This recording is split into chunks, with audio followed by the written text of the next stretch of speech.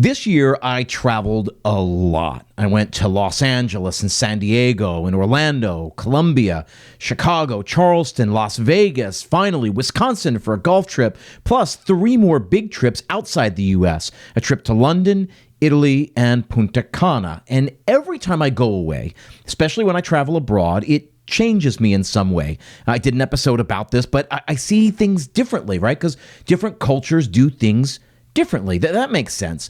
But I notice things that I've never noticed before when I see things being done differently, both in the restaurants I visit and in the way that I seem to receive that hospitality. So I'll pause here and say that if this sounds like I'm bragging, it is not. A bunch of those trips are for work, either visiting clients or speaking at conventions. But yes, some of those were for family travel. And I recognize that for many people, travel is a luxury. For me, it was for a very long time. But about 4 years ago, my wife and I made a deliberate choice to travel more. And we set goals for ourselves for how to make that a reality financially, time-wise. And I work very hard for the opportunity to see the world. My wife works very hard for us to have the opportunity to see the world and for our son to see the world. But I promise you, it wasn't always that way. I'll explain more in just a second. Plus, I'll share all of my key takeaways from my year of travel, all of which I promise we're going to be able to apply to our own businesses. Don't go anywhere. There's an old saying that goes something like this. You'll only find 3 kinds of people in the world. Those who see, those who will never see, and those who can see when shown. This is Restaurant Strategy, a podcast with answers for anyone who's looking.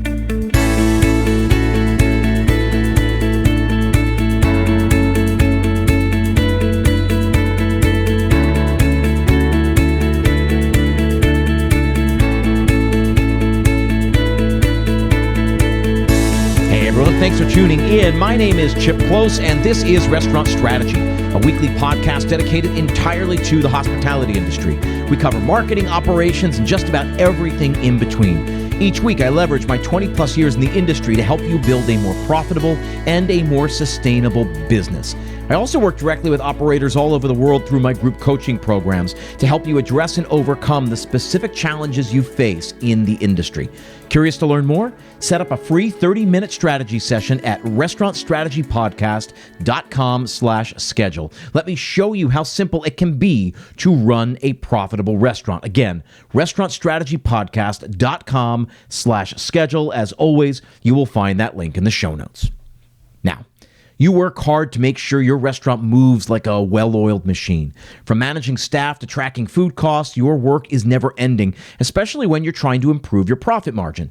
That's why I'm a big fan of SpotOn. You might know them as a point-of-sale company, but they're a whole lot more. With SpotOn, you get a seamless restaurant tech solution that boosts revenue and manages costs. From handhelds that are known to drive a 30% increase in sales and bigger tips, to commission-free online ordering, to time-saving labor management tech, they've got all the tools in one integrated system, plus a customer support team that actually answers the phone. SpotOn is trusted by thousands of restaurants, from Michelin-starred single thread to your local brew pub and just about everything in between. Running a restaurant shouldn't mean sacrificing the passion that got you here in the first place. SpotOn's tech will get you out of the weeds and get you back to your guests. Visit spoton.com/chip to learn more. That link, of course, is in the show notes. Now, I worked in restaurants pretty much all through college, and then I moved to New York City in 2003. I have spent my entire adult life working in hospitality, and so that has meant late nights. That meant weekends, holidays, and hardly ever time for a proper vacation. Neither my parents nor my wife's parents live here in the New York City metro area, so many of our quote-unquote vacations over the last 20 years really have just been spent visiting them or hosting them here at our place in the city. In fact, aside from our honeymoon in 2005, we had never been on a vacation, just us, until 2019. Now, 2019 is a year worth acknowledging. See, the year before that, back in 2018, my wife and I had a serious conversation about life, about our lives together, our life then with our son, and our priorities. And I admitted to her that my priorities were changing or had changed. Our son was 3 at that point, and I'm sure that had something to do with it. But I said, I feel like I don't travel enough. So at this point, my first time I was ever abroad was in after my sophomore year of high school. I went with my best friend and my mom and my best friend's family, who was from Italy. And we went to Italy for almost 3 weeks. And that trip changed me. It was one of the best 3 weeks of my life. I still remember so many moments of that trip. And that was, I don't know, 25 plus years ago. And I remember telling my wife this, and I said, I love travel so much. It's so important to me, and I don't do it. We don't do it. We didn't do it because we couldn't afford it, right? Or we felt we couldn't afford it. The bottom line is we never made it a priority. So yes, it was something we wanted, but I kept putting it off. I kept saying to myself, whether it was out loud or just subconsciously, well, when this happens, when X happens, when I have X amount of money, well, then we'll travel. We'll do a lot of travel. I'll be able to do that. And it's the wrong way of thinking, right? Because I wanted to travel, and that wasn't happening. I wanted my son to be able to travel. I wanted him to see the world. I knew, again, how much it impacted me, and I knew it was going to impact him. I never really had the chance to travel when I was younger, and it's something I wanted to change for him. It's something I wanted to be able to give him. It's something my wife wanted to give him too. But again, we never traveled, and that was on us. We just felt like, it would happen at some point down the line when we had enough money to travel, when we had the time to travel. Because again, back then we were both working in the service industry, right? We made our career in service, and so it was a lot of time, and it was a lot of money that we just didn't have. One of my best friends, Chris, he traveled a lot throughout his 20s and 30s. He's been to 30 or 40 different countries in the world. And he would always joke. He said, you buy the ticket and you're going. So just buy the ticket and then you're going to go. You're going to figure out how to do it. Even if you got to book the ticket 6 months in advance, 9 months in advance, a year in advance, you book the ticket, you're going. And then you will figure out how to do it. And so in 2018, that's basically what we did. I said to my wife, I think we should go spend the holidays in Paris. And she sort of laughed at me. I was like, okay, we'll just go spend the holidays in Paris. I said, great. So you're on board. I'll go book the tickets. And that's what I did. I went into my office, opened the computer, and I booked us tickets to go visit Paris for the holidays in 2019. I did. I just booked the ticket and we went. Now, it was way in advance. It was like 9 months. And we booked the tickets in April, I think. And we weren't going until December. So we had plenty of time to figure it out. We had time to find our Airbnb and save up the money that was required to do it. And the bottom line, honestly, is we found dirt cheap dirt cheap flights. We found a really cheap Airbnb, and we had a great time because we flew for cheap and stayed for cheap. It meant we could actually spend our money there on experiences, dining out, going to museums, really enjoying ourselves when we were there. Again, I said at the beginning that I know to many people travel is a luxury, and for me it was too. So I don't say this lightly when I say that we travel a lot now, but that's been a very deliberate choice to make. And now maybe you don't care about travel, and that's fine. That's great. My point here in relaying this story, right? This is the beginning of a broader conversation I want to have here because I want to share some of my experiences, the good and the bad, from my year of traveling because I've been to a lot of different places this year. But before we do that, I wanted to use this story to really talk about proper goal setting. Because the bottom line is if you want something, you have to name it and you have to make it a priority. And once you figure out where you're going, you can then find a way to get there. But you can't figure out a way until you figure out where you're going. It sounds obvious, but it's true. And it's true for not only our personal lives, but our professional lives. And I hope that's something that you take away from this episode. We've been talking a lot about goal setting, setting routines and habits. It's something I talk a lot about with my clients this time of year. But it's true. In order to figure out how to get there, you got to figure out where you're going. So you figure out where you're going, put a plan in place to get there. That's true for no matter what we do, whether we want to lose weight, whether we want to travel more, whether we want to make more money in our restaurant. You got to figure out how much money you want to make, and then you got to put a plan in place to get there. So as I look back over this year, specifically all the places I got to travel to, I want to break down all of my insights, we'll call them, into good and bad, right? The good things that happened that I think we should be able to learn from and apply to our own business. And I want to share that with you. And then I also want to talk about the bad experiences that I had while traveling, because I think we can learn from them as well. And I'm guessing some of them are going to resonate with you guys. I hope it does. And you say, oh, okay, I'm going to stop that. I'm going to fix that in my own business. So first, I would like to start with the good, mainly because I am an eternal optimist, and I like to find the good in everything I do. So here are a handful of things, 6 things that I noticed while traveling this past year that made an impact on me in some way or another. First one, I got to talk about Disney World. I know I did a whole episode on this, but I traveled to Disney World back in January. My parents actually took us for a trip there. They wanted to take my son, so the 5 of us all went. We had a phenomenal time there. We spent a week down there on the resort in all the parks. My feet still hurt from that trip, but we had a great time. Most importantly, my son had a great time, and my parents were able to spend a lot of time with him. The thing that really resonated with me there, aside from some of the other, the hospitality and some of the above and beyond touches they did, which I've talked about, which I'll mention again in just a few minutes.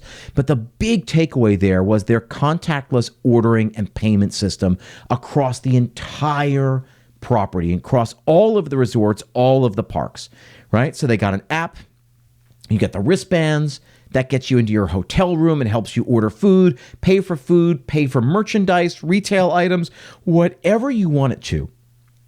You could pay for it all right there on those little wristbands they give you, or on your phone.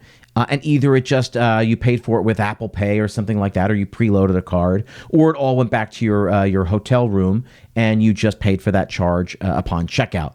It was absolutely seamless. I bring this up because just a few short years before, when we were in Paris in 2019, we took my son to Disneyland in Paris, and it was the opposite. So in December of 2019, somewhere between December 2019 and January 2022, this company, now I know, big, they've got tons of resources and infrastructure, but this company over the course of 3 years figured it out, and it made such a difference, right? So this contactless system was so seamless. I could order food, right? I could look, oh, we're going to go over and try to ride It's a Small World.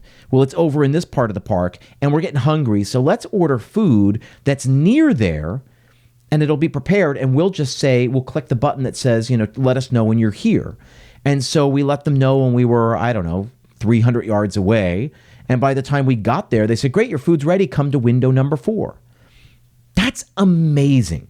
And I know that might not sound like much because, again, Disney's big. They got tons of resources and infrastructure, but it cannot be diminished.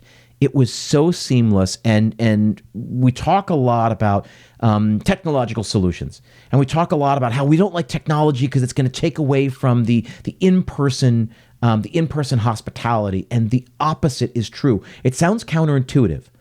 But if we let our people, right, I'll back this up and say, if we let the computers do the things that computers can do well, really better than people, we then free our people up to do the things that they can do, which is to really offer the level of hospitality and service that we deserve. Certainly at Disney, when you're paying $100, $120, $140 a ticket to get in there, you deserve a lot, right? So we deserve hospitality, and I think if we can use technology the right way, we actually free our people up. And that was never more obvious than in Disney World. I give this talk all around the country about utilizing technology, and I use McDonald's as a case study, and how by them introducing their kiosks, it actually freed their people up, and they were actually to offer a better, more hospitable experience. And I think the same was true at Disney, and I'm guessing they're learning the exact same lesson, and it did not go unnoticed. It really made such a difference. It made for such a seamless experience while we were there in the parks. The second thing I want to bring up, the second insight, is that, and I talked a little bit about this a couple of months ago, but when we were in Italy. So we went to the Amalfi Coast. We stayed at this little villa up on the hill outside of Sorrento, and we landed on a Friday evening. On Saturday, we went on a whole day boat ride all up and down the coast, and we were exhausted. We get off the boat, and we were just starving. We wanted something to eat, and we asked the boat driver, who was our tour guide. We said, "Hey, where's really great seafood?" And he was like, "Oh, right here, right where I drop you off." And we were like, "Oh, really? Like the best seafood in Sorrento?" And he said, "The best seafood in Sorrento is right here. I'm going to drop you off right there, and just go and get a table. There might be a wait because it's very busy." And I said, "Okay." This place was a hole in the wall. And I know that's sort of the joke, especially when you're traveling throughout Europe, right? Some of the best meals you have are these little hole in the wall places. But there were probably 12 places, 12 restaurants all along the port there. And this one was totally normal looking, again, just sort of a hole in the wall. Nothing special about it. And yet that's where our tour guide said to go. So that is where we went. We walked up, we gave him, we told him we were a party of 3 and how long. And she said, "Oh, probably like 20 minutes. And we said, "Okay, that's fine. We'll wait." And we noticed there were other parties also checking in and putting in their names. "Oh, it'll be 2 people. Oh, it'll be 5 people. Oh, it'll be 4 people." And she quoted times and all of that. So we're sitting there. We find a little bench to put to let my son sit down on. And we're there for maybe 90 seconds. And she comes back over with 2 glasses of white wine, and she shoves them in our hands. And she says, "Here, just a little something for you for you to enjoy while you're waiting." And I watched, and she did it with all the other people who were also waiting at tables. Now, this was house wine, right? Just a simple white wine. But what a profound touch to do that. Now here, two things that happened here. Number one, they were giving us a drink, inviting us to begin the hospitality, right? That part of the experience was waiting right by the port as the guys were coming in with the fish from their day, right? All the fishermen coming in, and you could smell the ocean, and the sun is setting, and it's beautiful. That was part of the experience, and she's saying, "Here, begin your experience." Right? Number two, and I'm not a fool here, there were 12 other restaurants or 11 other restaurants along this row. I'm sure this was a ploy to keep you there. Well, if they've got a glass of wine in their hand, they're not going to wander down, because what happens if she quotes 20 minutes and it's 15, 20, 25 minutes, 30 minutes? You might start feeling the itch and saying, "Well, let me just wander down and see if one of these other restaurants can take us," right? Because that will happen, undoubtedly. We've all done it at one point or another. And when they put a glass of wine in your hand, it sort of calms you down. And it says, "Hey, you're not going to leave now, right? I've already given you free wine," right? And guess what? If it ran late, she came over and with a bottle of wine and was topping us all off for the ones that wanted it or needed it, right? So number one, she was beginning the hospitality, right? That's what you do when somebody comes in. When I have guests over to my house, that's what I do. "Hey, welcome. It's good to see you. Can I get you a drink? What can I get for you?" That's what we all do. That's what a good host does. And that's what she was doing. And it struck me as we were sitting there, and I said, how many other restaurants say, "Oh, it'll be 20 minutes. Thank you. We'll call you when you're ready." Not beginning the hospitality. It's so easy for us to do that. Number one, she was beginning the hospitality. It cost pennies to pour this basic white wine, right? And then it was also keeping us here. She was playing defense. Instead of us going down the street, wandering down a couple doors and finding a table at another restaurant, she was keeping us there. Such a simple thing to do, and I would urge you all to learn from that lesson, because it still has resonated with me all these many months later. The third thing I want to talk about is when we were just in London and we were at the theater. And what's interesting is watching the cultural differences, because I live here in New York City. Obviously, we have all these Broadway theaters. I've seen a ton of Broadway shows, partially because my past life in the theater, partially just because I love going to shows. And that's just something that we have access to here in New York. But in London, most people or many people show up early and they all have a drink beforehand. The bars in these theaters were not an afterthought. If you go to a Broadway theater, and I would assume that many listeners have been to a Broadway show, the drinks are sort of an afterthought, right? It's like crappy wine in a plastic cup. You can't really get, right? You can get a scotch and soda, but here, these bars were fully stocked and people showed up early. We went to 2 different shows while we were in London, and it was the same both times. In fact, we went to a Chelsea match. We went to Stamford Bridge to see a soccer game or football, and it's the same thing. Everybody showed up like an hour and a half early because there are all these bars open. Everybody comes in and has drinks before the game and then goes out to the game and just sits there and watches the game. And I just thought that was really cool. It just changed it. It added a different dynamic to the to the experience. Everyone showed up ahead of time rather than rushing in and rushing right to their seats. They came in early, they relaxed, they checked their coats or they got their seats. They went and got a drink at the bar, and it was cool. It was merging, entertainment and hospitality, which for me is a natural fit. So that was really cool to see. Number 4, the fourth point I want to make about some of the good things was when we were in the Dominican Republic.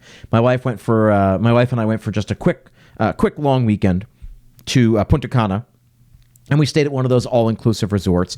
And so everything's provided for you, right? Like the drinks, the food, everything. It's whatever you want. Like you just go to the bar when you're ready for a drink. You order room service when you want stuff. You go to a restaurant. There's always something open. But there was one main lunch restaurant, right? It was like a buffet, and our lunchtime waiter, the very first day when we arrived, took care of us, and he was really great. And he then looked for us every single afternoon after that. In fact, he remembered us. He knew where in the room we liked to sit. He remembered our drink orders, remembered that we liked sparkling water, and it just sort of got us all set up every single day. We were just like taken care of. In fact, on the third day, he just started reserving the table for us because he knew we liked it. And the fourth day, same thing. Our last day there, he ended up reserving the table for us. It was so great. It takes so little to make people feel special. And that's what we do. That's our job in hospitality, is to just make people feel special. Because you know what? People are special. We are special. Each of us are special. All of your employees are special. All of your guests are special. So let's just make them feel special. And it takes so little to remember that we like sparkling water and that we liked this specific white wine that they were offering. Like, it takes so little to do the right thing. Number 5 here. Again, I want to go back to my trip to Italy. But this was certainly the case in Paris a couple of years ago, and it was the case in London just a few days ago. The way they treated kids, specifically the way they treated my son in so many of the restaurants, and in particular the nice restaurants, because we had the great fortune of going to a couple of Michelin star meals. We went to a couple of other nice restaurants that didn't have a Michelin star, but were up on that level. Man, they treated him like a prince when he walked in. When we walked in, they didn't talk to us. They talked to him first. He was the one who checked us in. They asked him if they could take his coat. They wanted to know if he wanted to go meet the chef, to go to a tour of the kitchen. Nobody offered me a tour of the kitchen. Nobody asked if I wanted to meet the chef. But my son, every single time, it was like 3 or 4 different restaurants that we went to in Italy. And man, they just scooped him up and treated him like such a little prince. He also got little gifts. We were at a restaurant just outside of Sorrento, and at the end of the meal, they let him pick out a pasta and a pasta sauce and a little bit of cheese to take with him, and they put it in a fancy gift bag. They gave him a little book about the estate, about the restaurant where we were. It was like awesome, right? So here's my takeaway. Kids are part of the family. They're part of our families, and they're part of your guests' families. And yet I know it's inconvenient sometimes to take care of them. Even so, we owe it to ourselves and we owe it to our guests to take care of them. And I promise you, if you just do a little bit, it will make your guests' meal. Now, here's the thing. Here in New York, we've been to a handful of Michelin star restaurants, and I got to tell you, never has anyone treated him like a prince. Never have they scooped him up and taken him back to the kitchen and given him a tour and introduced him to the chef. Never has he gotten little gifts. Never has he gotten a chef's hat, which is something he got in Italy. Never. Now, is that because they're inhospitable at those restaurants in New York? No, I don't think so. But I think shame on them because they're not going above and beyond. They're not thinking about exceeding the guests' expectations, and they're not treating the kids like a key part of the family. I'm telling you, if you take care of the kids, if you engage them, treat them special, it will blow your guests away, and you will reap the rewards from time and time and night after night after night. That was one of the things that really stuck out to me, was the way that these places treated kids. And I got to tell you, for a couple of people who like to dine out, right? My wife and I like to dine. We've spent our lives in hospitality and now in service. We like to eat at nice restaurants, and I want to be able to share that with my son. That is hard to do if he's not engaged. And the fact that they went out of their way to engage him, because somewhere in their brain, they recognize that. Hey, how do we make sure the parents are going to have a good time? We make sure first that the kid is going to have a good time. It made such a difference. All right, the last point I want to make here about the good insights that I took away is that the best experiences were the ones that understood that the purpose of hospitality, again, is to exceed the guest expectations. So everywhere I went, all the different places, the places that resonated, the places that I remember that I talk about are the places that understood that their job is to go above and beyond. The places that did the little tableside flourishes or had the little extras or had unique presentations of dishes, things like that. It made such a difference. And there were way too many specific cases to use as an example. I will just say that time and time and time again, those were the places that blew me away. And I really was surprised that not more places do it. I got to tell you, it's something that I talk about a lot on this show, talk about a lot with my clients. We have to find ways to surprise and delight our guests, to give them something that they can't get anywhere else. And yes, even if you're a pizza place, even if you're just a sandwich joint, just a deli, just a pasta place, whatever, you have to present a reason for you to exist. Why do you exist? Why does the world need another pizza place? Why do we need another sub shop? The bottom line is we don't, unless you supply an answer to that and say, well, there's no sub shop that does this. There's no pizza place like ours. And the places that got that are the places that I remember. And no, they're not all fancy, fine dining, Michelin star places. There were plenty of hole-in-the-wall places that did it just right. Like the story I told you about, the little hole-in-the-wall seafood place that put a little glass of wine in our hands while we were waiting for our table. Man, what a difference that made. That's a story I'm still talking about now, 7, 8 months later. It makes such a difference. Now, we're going to move on to some of the bad experiences I had last year while traveling. But first, a word from another one of our sponsors. Now, today's episode of Restaurant Strategy is also brought to you by 7 Shifts. 7 Shifts is a team management platform built specifically for restaurants. Great restaurants are built by great teams, and 7 Shifts is your secret weapon to better understand your restaurant, hit labor targets, and keep your entire team connected. With drag and drop scheduling, in-app communication, task management, tip management, and more, it makes restaurant work a whole lot easier. From back of house to front of house, managers, franchise owners, and larger corporate teams, 7 Shifts has benefits at every single level. Plus, it integrates with the other systems your restaurant already uses, like your POS system and your payroll. Turn your team into your competitive advantage. Restaurant Strategy listeners get 3 months absolutely free. Get started at 7shifts.com/restaurant strategy. Again, that's the number 7, SHIFTS.com/restaurant strategy to get 3 months free and join over 30,000 restaurants using 7 Shifts today. As always, you will find that link in the show notes. So, now on to the bad, or rather, just some of the things that I think could have been better. Now, first one, this happened everywhere. One of the common threads that I found in just about everywhere I visited was the lack of attention from the servers. And I know what you're going to say. Well, it's been such a hard year to find good, reliable staff and to train them and blah, blah, blah. Like we got what we could get.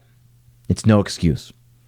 The lack of attention from servers, specifically when it comes to second beverage sales. I talk about this a lot, and it was so obvious. So recently in London, right? So I was just in London last week. I felt there were numerous meals where I would have happily ordered just one more drink, another beer, another glass of wine. But instead, I couldn't because I couldn't find anyone to help me. This happened several times in Italy as well. And even some of the restaurants in Disney World, as much as they pride themselves on their service and their hospitality, I just couldn't find people. When our customers, our diners, our guests go out to eat, they are prepared to spend money. They want to spend money, right? And they are expecting us, the servers, the managers, the hospitality team, to sell to them over and over and over again, right? So we shouldn't feel sheepish about that. We have to be on our tables and make sure our tables have everything they need. We have to anticipate their needs. So one of my real hopes is that we can solve this for the future. I'm guessing that this is not unique to just the handful of places that I visited this year. I'm guessing that you also struggle with this. I'm guessing that some of your servers struggle with this. So let's get this into our managers' heads. Let's get the managers working with the servers so that they understand they are going to make for a better guest experience. They themselves are going to make more money, and the restaurant will make more money. So again, second beverage sales, really focusing on dead glassware glassware, dead plates, and always offering something else. We always offer something else. And no, this is not about over-serving. This is about being hospitable and making sure our guests have everything they need. Now, another thing that I felt is that often that the servers weren't in control of their stations. So most people, when they go out, want to be told what to do. They want to be led. They want to be guided. And it sounds counterintuitive, right? I'm in control. I'm the guest and I'm in control. I tell you what I want. But that's very rarely the case. Most times, our guests want to be guided. This is something I saw in Vegas. I saw in Orlando, London, Sheboygan when I was on this golf trip, when I was in Positano, in Sorrento, and yes, even the Dominican Republic. And yeah, it's an all-inclusive resort, but still the same thing. I wanted to be guided and I wasn't, right? Our guests want to be shown the best way to experience the restaurant. Certainly, I wanted to be shown the best way to experience the restaurant, right? They've come all that way. This is something I like to say, right? They've come all that way to be with us, right? Either they've come down the street, they've gotten in a plane and traveled to a different city, they've traveled downtown, whatever it is. Think of it this way: your guests have traveled all that way to get to you. They are now in our hands, and the hospitable thing to do is to now meet them halfway and lead them the rest of the way, right? So in the new year, I hope we can all get better about training our front of house staff to do this better. The guests will have a better time, our servers will get more out of their jobs, and I promise you, the restaurant will make more money. Now, this first and second point, they go hand in hand, because if the server is guiding the guest, truly showing them the best way to experience it, then they already know, they should know what's the next thing that they should have. What's the next thing the guests need to make sure they have a great time? This is such a big point. I can't stress it enough. I wish in the new year, I wish for all of you guys that you can solve this. Now, number 3, the third point I want to make here on the bad side is that some of the nicest restaurants that I went to were also some of the most underwhelming, which should never be the case. I'll give you a perfect example. In Italy, we went to a 2-star restaurant at the very beginning of our trip. And then at the end of the trip, we went to a 1-star restaurant, right? It was the very last meal we had. So we had 2 Michelin star meals, one basically on our second day and one on our last night. And they were completely different experiences. The first one was excellent, and the last one, I gotta say, was pretty mediocre, which from a 1-star restaurant in Europe, it just shouldn't ever happen. But it was. It was mediocre. And see, the interesting thing is that in between, we had so many unique experiences that blew us away that weren't from Michelin-starred restaurants, right? So the first Michelin-star restaurant we went to, the 2-star restaurant, blew us away. I mean, time and time again, what they served us, how they served us, the hospitality they showed us, the tour they gave us from their ancient wine cellar, the gifts they gave my son, on and on and on. They blew us away. But then we had all kinds of other meals in between that also blew us away. The point, though, is when you go to a Michelin star restaurant, when you're spending that kind of money, your expectations are up, right? So we obviously, all of us, have higher expectations. The more money we spend, the higher our expectations are. So heed the lesson.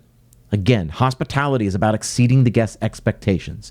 In order to do that, you first have to figure out what they are expecting, or you have to tell them what to expect, and then it's our responsibility to over-deliver. That's the third point I want to make here. The fourth one is really important. I spent a lot of time talking about technology. And what happened, what I saw a lot of, is that technology was employed, but just didn't work. So specifically, most recently on our London trip, we were at the theater. We went to go see Wicked. And there was a little QR code behind every single seat. So right in front of us, it was a little QR code. And it said, scan this and pre-order your drink for intermission. I just thought, that's so cool. I gotta try it. In fact, I had my wife filming me while I was doing it because I thought I would use it for a little piece of content on the internet, but that was not to be because the system wasn't working. At least at our seats, it wasn't working. I don't know if people could use it in the rest of the theater, but this was on every single seat, and this is like a 2,400 seat theater. It's the biggest theater in the West End, and these things were I got to imagine, were behind every single seat, and ours didn't work, which was frustrating professionally because I wanted to be able to use it and talk about it, but I am using it and talking about it in a different way. But then personally, it was frustrating because I just thought it'd be fun to order a couple of gin and tonics to have at intermission because, you know, how English are we? It was frustrating that it didn't work. Also, at the lounge in Heathrow, on our way flying back to New York, we tried to get into the lounge, and the lounge was full, which I'd never seen before. But they said they had a wait list, and I was urged to scan a little QR code and sign on to the wait list. That whole process took almost 5 minutes. So we're standing in line, and the woman's telling us to scan our thing. We scan our thing, add our names to the list, and we say, well, how long is it going to be? And she's like, oh, it's probably going to be like 40 minutes or an hour. Well, our flight was in like an hour and 15 minutes. Like, no, in an hour, I'm not going to come all the way down here and use this. It's going to be time to make our way to the gate. So we journey on, and we sign up for the wait list, but then we realize how long it's going to be, and we said, okay, never mind. So we start making our way to find somewhere else to eat. It's almost 15, 20 minutes later. We make it all the way to the other end of the terminal. We find seats. We're sitting down. We're trying to use the QR codes at that new restaurant, which aren't working, when I get a text saying, come on back. Here's the interesting thing, though. It didn't say, come on back where? So if I joined the wait list at a couple of different lounges, I wouldn't have known which one was calling me back. This didn't say, hey, Blump Blump Lounge on the west side of Terminal 5 is ready for you now.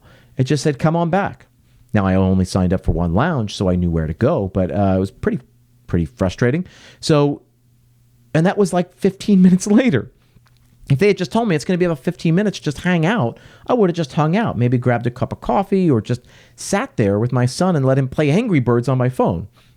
Instead, we walked all the way to the other side, sat down, were frustrated because we couldn't get that QR code to work and there were no waiters there. And then we came all the way back to the lounge, and then we had a fine experience in the lounge. But it wasn't working. It's meant to be an efficiency. And it just wasn't working. It drove me crazy. There were other times then where when we talk about technology, where technology was not employed at all. Great examples. We went to this little noodle shop in Camden. So we went to go up to Camden Market, and we went and got a little bit of lunch beforehand. We go to this noodle shop, and they had a QR code for us to pay at the end of our meal.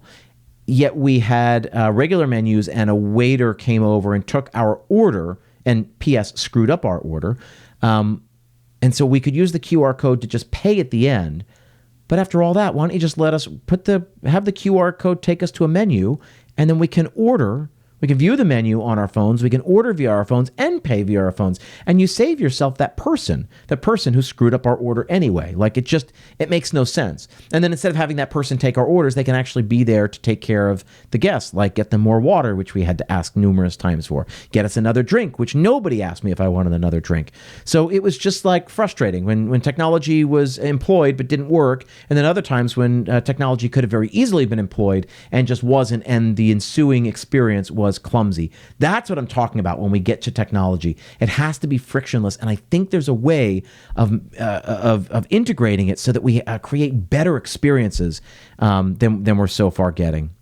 Finally, then the last thing I wanted to talk about, specifically when we talk about going to Europe, was the reservation system overseas. Again, specifically in Europe, was really hit and miss. So here in America, we're really lucky, I think, to have great partners like Open Table and 7 Rooms and SpotOn and Talk and Resi. All these great programs, these apps that handle reservations and do table management and waitlist management, and they're great. But overseas, it was a mishmash of systems, and I didn't find any of them particularly user-friendly. I found that some of them were meant for desktop but weren't mobile-friendly, which, again, when you're a tourist wandering around cities, all day long, and you just want to figure out where you're going to go for lunch or where you're going to do dinner once you get out of this museum, it just needs to be easy. And guess what? I don't have a computer on me. I've got my phone. I've got my pocket computer. And I wished restaurants over there, and so I'm saying this to all of you, I hope that restaurants in the new year will think more deliberately about that user experience, specifically that experience at the very beginning of the customer journey. It is in our best interest to make that moment, that booking moment, as frictionless as possible. For all intents and purposes, that is the point of sale. That's where they agree to come dine with us, when they agree to come give us money, and it's so important. So listen, that's what I wanted to talk about. I wanted to share my experiences having traveled this year, having done a lot of travel. And trust me, we're not traveling next year. I don't think at all. We are traveled out. As much as I love doing it, I think we're taking a year off. And you know what? I say that now, but maybe I'll change my mind in 2 weeks. But we gotta save our bank account again. And but we had a great time traveling this year. I feel really lucky to have been able to do that. I'm glad that my wife and I were able to make that a goal and make that a reality. And I think my son really got a kick out of it as well. Listen, I appreciate you being here. I hope you're liking this new 2-episode-a-week format. Again, interviews every Monday and these monologue episodes every Thursday. As always, I appreciate you tuning in. I appreciate you being here. I know there are a lot of different places you could spend your time. I know there are a ton of great podcasts out there. I appreciate you making this one a key part of your week. Appreciate you being here. Thank you very much, and I will see you next time.